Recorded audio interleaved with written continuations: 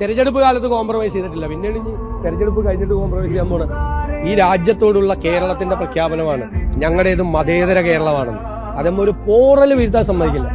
തെരഞ്ഞെടുപ്പ് കാലത്ത് കോംപ്രമൈസ് ചെയ്തിട്ടില്ല, പിന്നീട് ഇനി തെരഞ്ഞെടുപ്പ് കഴിഞ്ഞിട്ട് കോംപ്രമൈസ് ചെയ്യാൻ പോണ്. ഒരു കോംപ്രമൈസും ഇല്ല. കേരളത്തെ ഭിന്നിപ്പിക്കാൻ സമ്മതിക്കില്ല.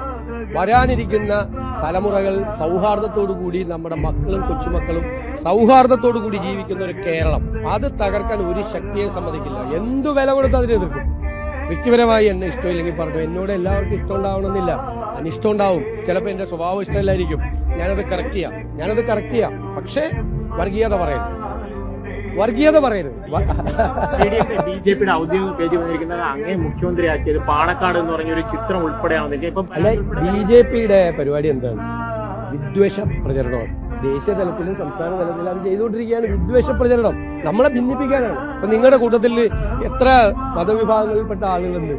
നിങ്ങൾ എത്ര ഇതാണ് ഇടയ്ക്കിടയ്ക്ക് ഈ മൈക്ക് വയ്ക്കുമ്പോൾ ഒരു തള്ളലല്ലാതെ ഭയങ്കര സ്നേഹബന്ധവും ഹൃദയബന്ധവും നിങ്ങൾ തമ്മിലില്ലേ?